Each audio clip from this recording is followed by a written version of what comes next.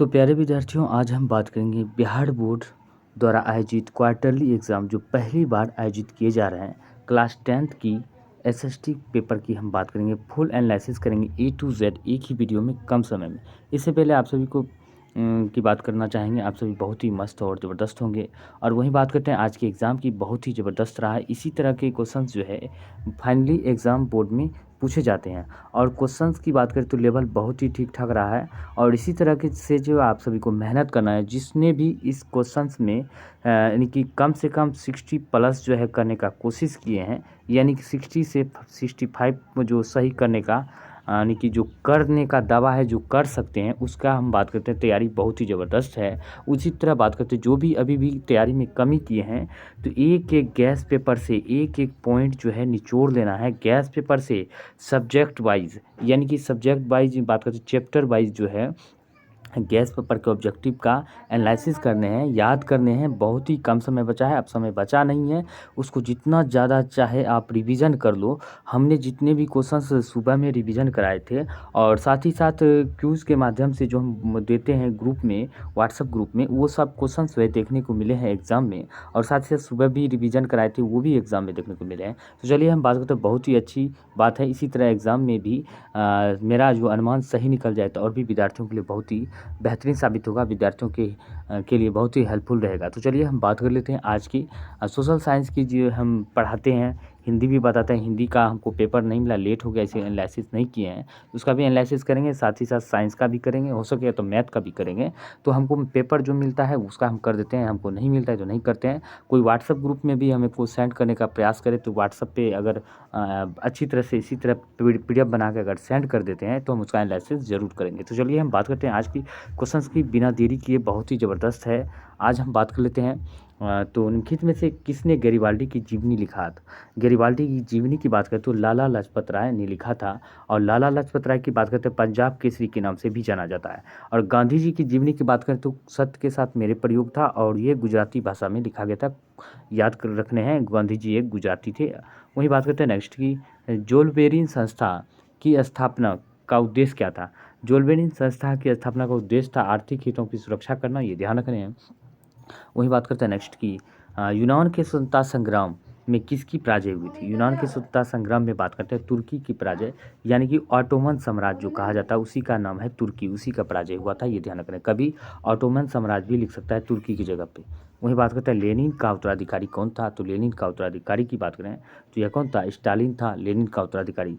अब बात करते हैं क्रीमिया युद्ध में किसकी पराजय हुई थी। क्रीमिया युद्ध की अगर हम बात करें तो इसमें पराजय क्यों हुआ था, किसका, इसमें रूस की पराजय हुआ था। कब, 1853 से 56 तक ये युद्ध चला था। कौन सा, क्रीमिया युद्ध, याद रखना, जिसमें रूस की पराजय हुआ था। यंग यूरोप की स्थापना किसने किया था। यंग यूरोप कहे कि यंग इटली कहे, यंग यूरोप और यंग इटली दोनों की स्थापना की बात करें तो किसने किया था। दोनों की स्थापना की बात करें मेजनी ने, यानी कि बी नंबर हो जाएगा, यानी कि मेजनी ने किया था। वही बात करते हैं विक्टर एमेनुअल ने प्रधानमंत्री पद पर किसे नियुक्त किया था। ये जो रिपीट होते रहता है क्वेश्चन, ये काउंट काबूल याद रखना काफ़ी इंपॉर्टेंट है। वही बात करते हैं, इसके बारे में भी आपको पता होना चाहिए। गैरिबाल्डी, बिस्मार्क, नेपोलियन बोनापार्ट और काउंट काबूल, ये तीनों के बारे में कम से कम याद रखोगे तो ये एग्जाम में नंबर दिला सकते हैं, ये ध्यान रखना है। वही बात करते हैं नेक्स्ट की, रूस में जार का अर्थ क्या होता है। रूस में जार का अर्थ होता है रूस का सम्राट, ये ध्यान रखने हैं। और वही बात करते हैं वियना कांग्रेस की अध्यक्षता किसने किया था। वियना कांग्रेस की अध्यक्षता की बात करें तो ये जो किया था किसने किया था, ये किया था मेटरनिक ने, याद रखना है।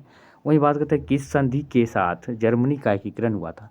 जर्मनी का एकीकरण की बात करते हैं फ्रैंकफर्ट संधि के साथ हुआ था। कब हुआ था फ्रैंकफर्ट की संधि, 1971 में। और सेडान की संधि हुआ था फ्रैंकफर्ट 1871, सॉरी यहाँ पे 1971 लिख दें, 1871 हुआ था। और सेडान की संधि की बात करें 1870 में हुआ था। सेडान 70, ऐसे याद रखना है।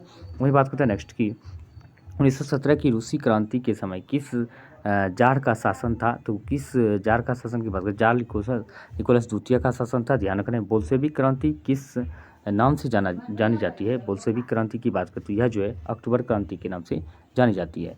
अब वही बात करते हैं नेक्स्ट की, ये हम क्विज के माध्यम से भी दिए थे और टेस्ट में भी, यानी कि कहने का मतलब जो अब मेरा अनुमान होता है वो एकदम राइटली की बात करते हैं, एकदम 70 से 80% मेरा अनुमान एकदम सटीक जाता है। लगभग देख रहे हैं जो भी अनुमान लगाते हैं तो वो सही निकलता है। तो इस तरह करके विद्यार्थियों को क्या है तो मेहनत करने पड़ेंगे, बढ़ाने होंगे। आप कोई गलती नहीं करना है, जो भी गलती करे हैं तो इसको जो है चैप्टर वाइज याद रखना है, चैप्टर वाइज एनालिसिस करना है, एक एक ऑब्जेक्टिव प्लस सब्जेक्टिव। सब्जेक्टिव की बात करें, जो भी वीवीआई होते हैं वो सब्जेक्टिव हम जो है थोड़ा अनुमान करके हम बता देंगे, उसको जो कम्प्लीटली याद करने हैं। बाकी तो ऐसे ध्यान में रखने हैं, लेकिन जो जो वीवीआई है उसको कम्प्लीटली याद कर देने हैं, आपके लिए बहुत ही फ़ायदा होगा, ये ध्यान रखने हैं। वही बात करते हैं निम्न में से किसने अपने देश में अनिवार्य सैन्य सेवा लागू किया था। तो अनिवार्य देश से सैन्य सेवा की बात करें, बिस्मार्क ने लागू किया था।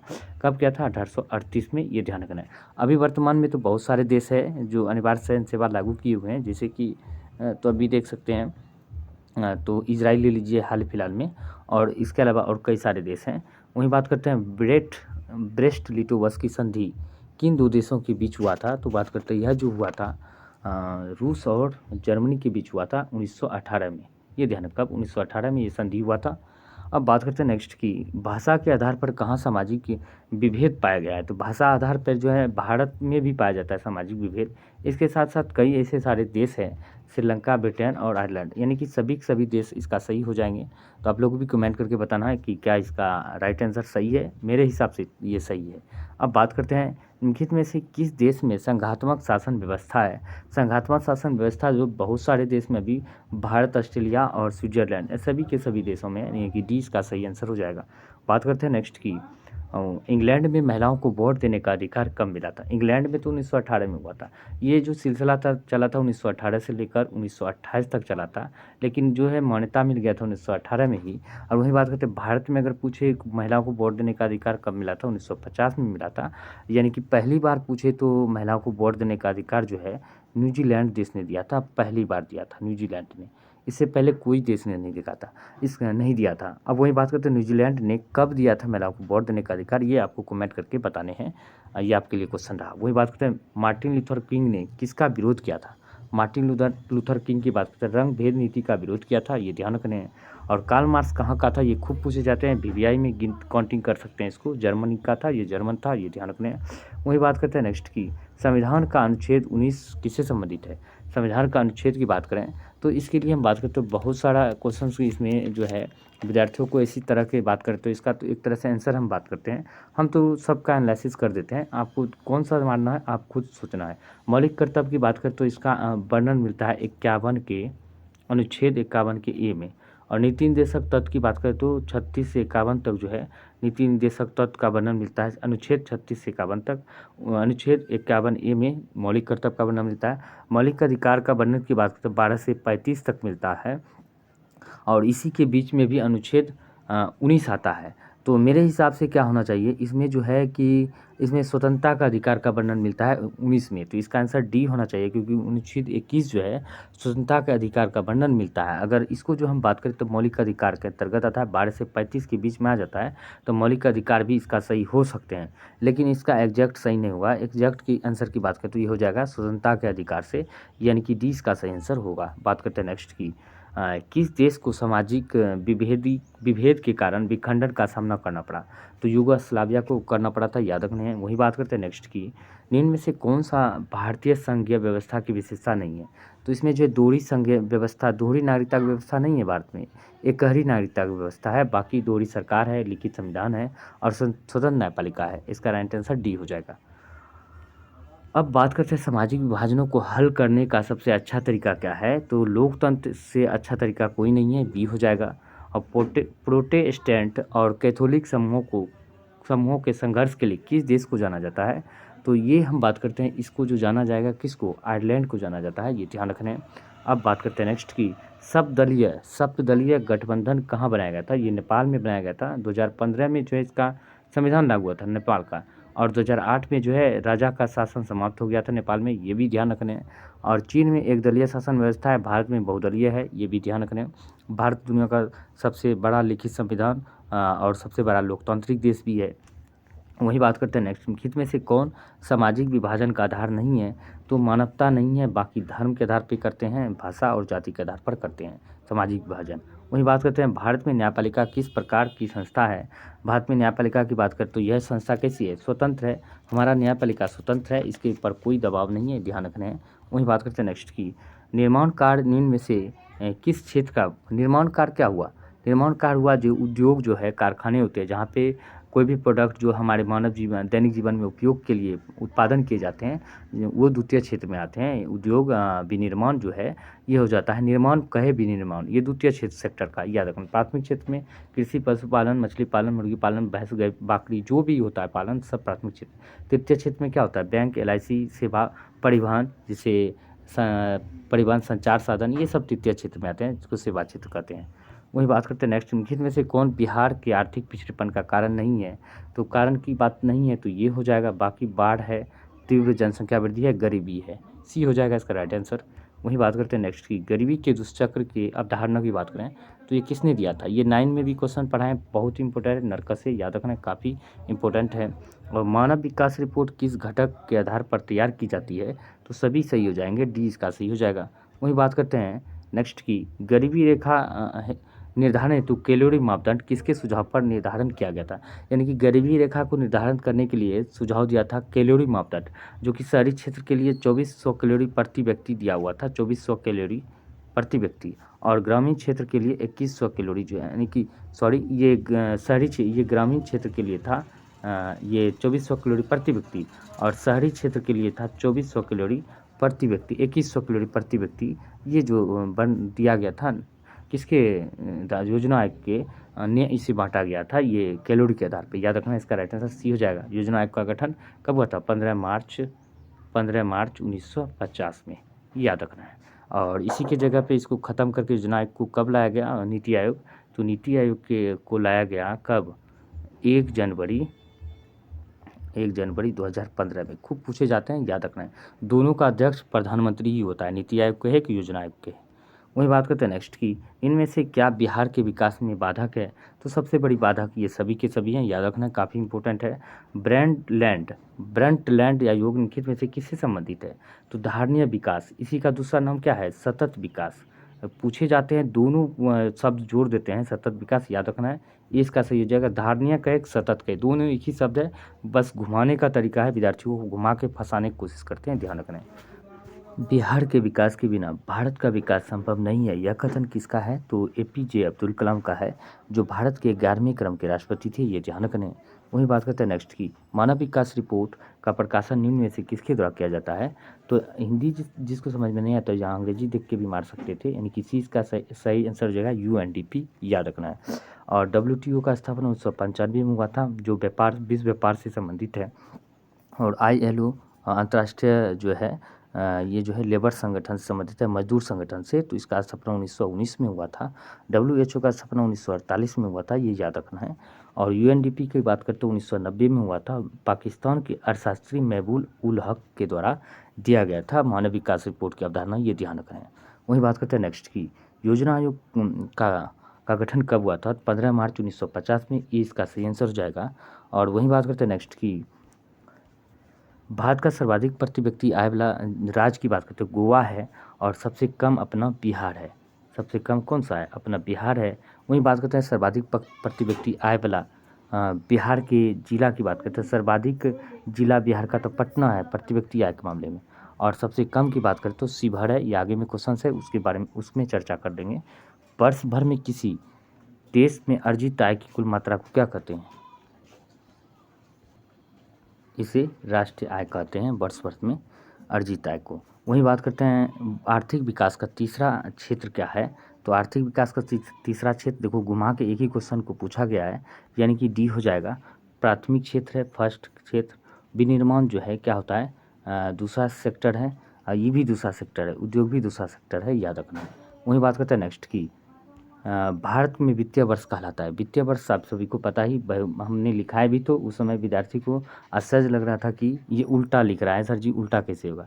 तो यानी कि 1 अप्रैल से शुरू होता है, अगले वर्ष 31 मार्च तक चलता है, ये चलता है। यानी कि ये मान के चलिए 2025 में हम मान के चलिए 1 अप्रैल से स्टार्ट हुआ, 2026 में चलेगा कहाँ तक, 31 मार्च तक 2026 तक चलेगा। 1 साल का जो ईयर होता है बैंक का, ये ध्यान रखने हैं, वित्तीय वर्ष कहलाता है। वहीं बात करते हैं बिहार के किस जिले का प्रति व्यक्ति आय सर्वाधिक है, तो हम पता ही कि पटना सबसे अधिक है, पटना का। वहीं बात करते हैं, अब हम बात करें किसका, सबसे कम की बात करें तो सबसे कम किसका हो जाएगा, सबसे कम तो हो जाएगा शेखपुरा का। यानी कि सबसे कम जो है, सबसे कम शेखपुरा हो जाएगा बिहार में। यानी कि सबसे कम इसका शिवहर हो जाएगा, ये ध्यान रखना है। बिहार के ज़िले में प्रति व्यक्ति आय पटना का सर्वाधिक और सबसे कम शिवहर का। और शेखपुरा की बात करें तो सबसे कम शेखपुरा सबसे कम जनसंख्या वाला ज़िला हो जाएगा, जनसंख्या वाला ज़िला सबसे कम शेखपुरा बिहार का, ये ध्यान रखना है। वहीं बात करते हैं नेक्स्ट की, कोयला किस प्रकार का संसाधन है, ये तो हम बता चुके हैं, कोयला और नवीकरणीय संसाधन है, सभी को पता ही है, ये हो जाएगा इसका सही आंसर। अब वहीं बात कर लेते हैं नेक्स्ट की, समुद्री क्षेत्र में राजनीतिक सीमा के कितने किलोमीटर तक राष्ट्रीय संपदा निहित है। 12.2 किलोमीटर, यानी कि जितना तक जो है राष्ट्रीय संपदा कहलाता है, ये ध्यान रखना है। वहीं बात करते हैं निम्नलिखित में से कौन प्राकृतिक संसाधन नहीं है। प्राकृतिक संसाधन नगर नहीं है, वन है, नदी है और खनिज है, ये सब प्राकृतिक संसाधन है। सोपानी कृषि यानी कि इसी को कहते हैं झूम कृषि, ये तो हम आज भी बताए हैं, हम किसमें 8 क्लास में बताए हैं। झूम कृषि कहे, सोपानी कृषि कहे, और इसी को क्या कहते हैं, घुमंतु कृषि भी कहते हैं, इसी को घुमंतु कृषि, घुमंतु कृषि भी कहते हैं। ये दोनों सोपानी कृषि हुआ, झूम कृषि हुआ, घुमंतु कृषि, तीनों एक ही है। कोई भी नाम दे दे तो ये ध्यान रखना है, ये कहाँ के है, पहाड़ी ढलान पर, पहाड़ी राज्यों में कहा जाता है, यानी कि उत्तराखंड हो जाएगा इसमें राइट आंसर। वहीं बात कर लेते हैं, पंजाब में भूमि निम्नीकरण का मुख्य कारण क्या है, तो अधिक सिंचाई है, ये ध्यान करें, ये कई बार आपने पढ़े भी होंगे ऑब्जेक्टिव में। काली मृदा का दूसरा नाम क्या होता है, रेगुल मिट्टी। काली मिट्टी की बात करें तो ये किन किन राज्यों में पाया जाता है, तो इसमें पाया जाता है कहाँ पे, महाराष्ट्र में, दूसरा मध्य प्रदेश में और तीसरा गुजरात में। यानी 3 राज्य में जो है जो काली मृदा पाई जाती है। और काली मृदा जो कपास की खेती के लिए काफ़ी फेमस होता है, खूब पूछे जाते हैं एग्जाम में। अब बात करते हैं कि वह कौन सा रसायन है जो मेढक के प्रजनन को नष्ट कर देता है, तो एंड्रीन होता है ये मेढक के प्रजनन को, इसी को एंटीजीन भी कहा जाता है, याद रखना है। बिहार में अति जल दोहन से किस तत्व का संदूषण बढ़ा है, तो आर्सेनिक का बढ़ा है, याद रखना है, सबसे अधिक आर्सेनिक बढ़ा है। वही बात करते हैं नेक्स्ट की, इंदिरा गांधी नहर किस राज्य में है, तो इंदिरा गांधी नहर राजस्थान में है और भारत का सबसे बड़ा नहर भी है, ये ध्यान रखना है। भारत का सबसे बड़ा राज्य उत्तर प्रदेश है। सबसे छोटा राज्य की बात करें तो कौन सा है, सबसे छोटा राज्य की बात करते हो सिक्किम है जनसंख्या में, ठीक है, सिक्किम। और सबसे छोटा राज्य क्षेत्रफल में गोवा है और क्षेत्रफल में सबसे बड़ा राज्य राजस्थान है, ये ध्यान रखना है। वही बात करते हैं निम्न में से कौन सा जीवाश्म ईंधन है, सभी के सभी जीवाश्म ईंधन है, याद है, ध्यान रखना है। बाघ परियोजना हम कितना बार रटाए थे, टाइगर प्रोजेक्ट, यहाँ पे टाइगर टी से 73, इसे भी बोल रहे थे, याद रखने के लिए काफ़ी इंपॉर्टेंट है, बहुत पूछे जाते हैं। आयुर्वेद के जनक किसे कहा जाता है, आयुर्वेद के जनक की बात करें तो चरक को कहा जाता है। और पतंजलि योग का जनक कहा जाता है, ये ध्यान रखना। काजीरंगा राष्ट्रीय उद्यान की बात करें तो कहाँ स्थित है, तो असम में स्थित है। ये उद्यान से पूछे ही जाएंगे, ये ध्यान है। जिम कॉर्बेट उत्तराखंड में है, ये ध्यान रखना है। केवलादेव राष्ट्रीय उद्यान राजस्थान में स्थित है। उत्तर प्रदेश में कौन सा है, उत्तर प्रदेश में बात करें तो ये दुधवा नेशनल पार्क है उत्तर प्रदेश में। और बिहार में एकमात्र राष्ट्रीय national park Valmiki national park है, जो कि पश्चिम चंपारण में है।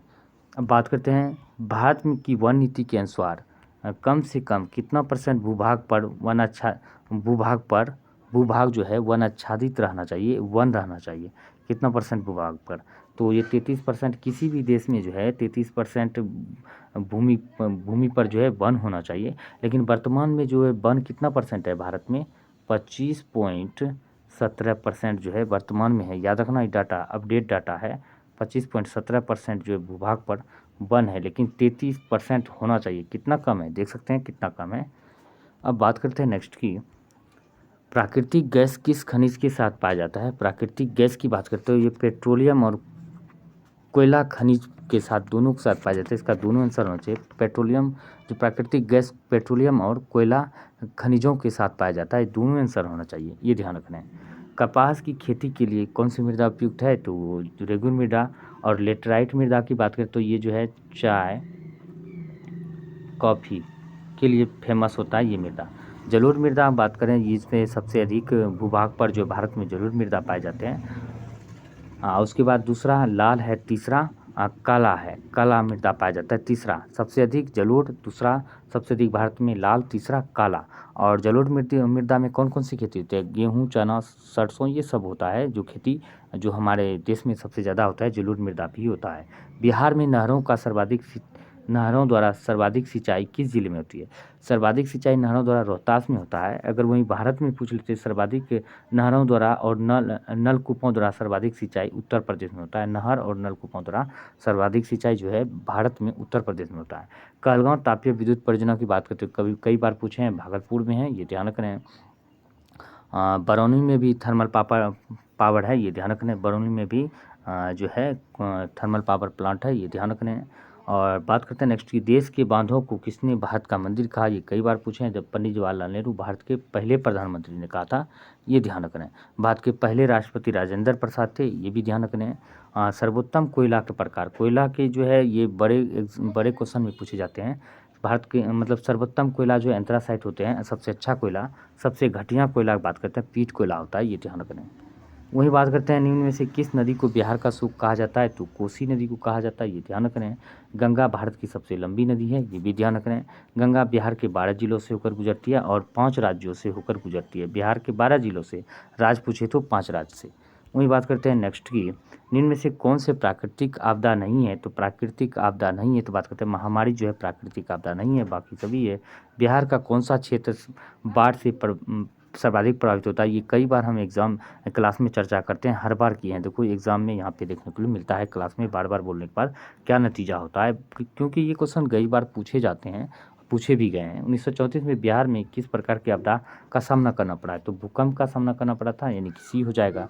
वही बात करते हैं नेक्स्ट की, निम्न में से कौन सा मानव जनित आपदा है? तो मानव जनित आपदा सभी के सभी हो जाएंगे, याद रखना, ये भी कई बार पूछे जाएँ। हम हाल ही फिलहाल में आपदा का चैप्टर पूरा ख़त्म किए हैं, तो आपदा से कितना क्वेश्चन बहुत ज़्यादा है। सुनामी का मुख्य कारण क्या होता है? प्रमुख कारण समुद्र में भूकंप आने के कारण सुनामी आता है, ये ध्यान रखना है। वही बात करते हैं भाखड़ा नागल परियोजना किस नदी पर है? भाखड़ा नागल सतलज नदी पर है। और महानदी पर जो है कौन सा है? हीराकुंड बांध जो है हीराकुंड बांध जो है महानदी पर है। भारत की सबसे लंबा बांध जो है हीराकुंड महानदी उड़ीसा में है। और सबसे ऊंचा बांध भारत का सतलज नदी पंजाब में स्थित है, ये याद रखना है। दक्षिण भारत की सबसे लंबी नदी बड़ी लंबी नदी गोदावरी हो जाता है, ये याद रखना है।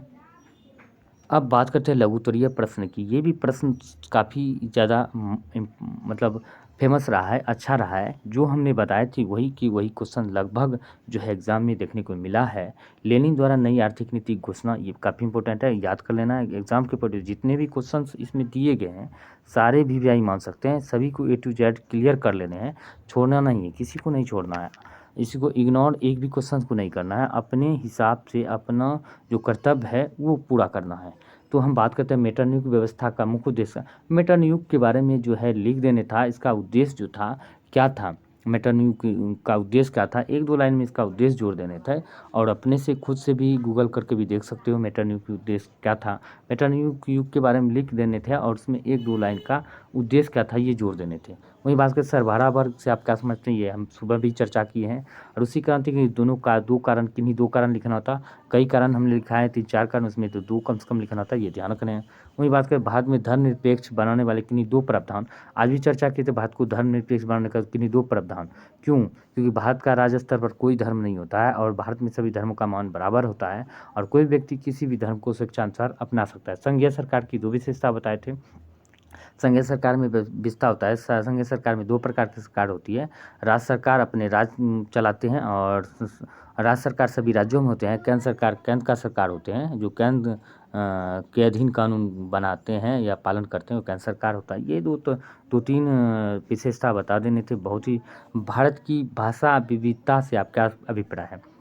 अब भारत में भाषा विविधता जो लिखना थे, भारत में कई प्रकार की भाषाएं बोलते हैं, अलग अलग राज्यों में अलग अलग प्रकार की भाषा बोलते हैं। हमारे राज्यों में जो है, हमारे देश जो है भाषा की विविधता वाला देश है। सबका सांस्कृतिक रीति रिवाज, कल्चर और भाषा सभी का अलग अलग है। इस तरह करके बना के लिखने थे। बहुत ही क्वेश्चन अच्छा है।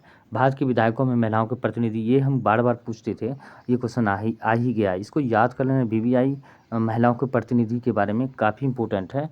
अब बात करते हैं आय का गरीबी के साथ संबंध का स्थापित करें। ये लिख लेना, याद कर लेना। मानव विकास रिपोर्ट काफ़ी इंपॉर्टेंट है, भी ध्यान रखना है। मिश्रित अर्थव्यवस्था, ये भी याद रखना। सकल घरेलू उत्पाद, ये भी ध्यान रखना है। काफ़ी सभी के सभी हम लिखा चुके हैं। और नदी घाटी परियोजनाओं के विकास का उद्देश्य क्या था, बहुत अच्छा है। समोच्च कृषि, ये भी चर्चा किए थे। समोच्च कृषि और सोपान कृषि, ये सारे के सारे हम बताए थे, ये ध्यान रखना है। और जैव विविधता क्या है, जीव विविधता बहुत अच्छा है। संसाधन से आप क्या समझते हैं, संसाधन क्या है, उसी के बारे में लिखना होता है। बहुत ही मोस्ट इंपोर्टेंट क्वेश्चन है। आपदा प्रबंधन की आवश्यकता क्यों होती है, हाल ही में क्लास पूरा खत्म किए हैं। बिहार का सूख क्यों कहा जाता है, काफ़ी इंपोर्टेंट। सूखे के जिम्मेवार कारक, ये भी सारे के सारे लॉलीपॉप क्वेश्चंस है, जो सभी हमारे द्वारा बताए गए क्वेश्चंस है। एक भी क्वेश्चन ऐसा नहीं कि जवाब नहीं देने वाला है। तो कुछ ऐसा है कि जो घुमा के पूछा है तो बना के लिख डालने थे। रूसी क्रांति की विवेचना और जर्मनी के एकीकरण में बिस्मार्क की भूमिका लिखने थे, काफ़ी इंपॉर्टेंट है।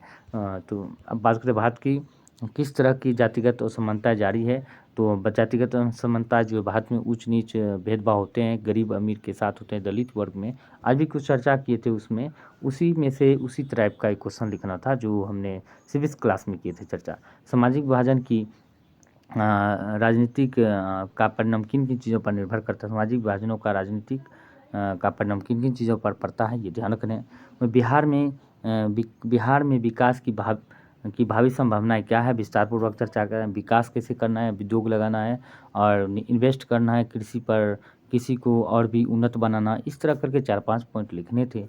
राष्ट्रीय आय का अर्थ क्या होता है, ये इसकी गणना का प्रमुख विधियाँ लिखना था। राष्ट्रीय आय के बारे में परिभाषा लिख देना था। गणना करने की 2-3 विधियाँ लिख देने थे। सतत विकास की अवधारणा, ये पे चर्चा हुआ था, सुबह भी आ ही गया। देश के आर्थिक विकास संसाधनों के महत्व पे चर्चा करना था। वही बात करते हैं, अब तो हो गया, यही था इतना भर। और हम बात कर लेते हैं, काफ़ी ज़्यादा इम्पोर्टेंट क्वेश्चन रहा है और इसको जो है इग्नोर नहीं करना है, सभी के सभी को एकदम एकदम अपनी तरफ से क्लियर कर लेना है। तो चलिए मिलते हैं अगले वीडियो में, तब तक के लिए हम बात करें। जय हिंद, जय भारत। एक कमेंट करके ज़रूर बताएं वीडियो में आजकल वीडियो कैसा रहा।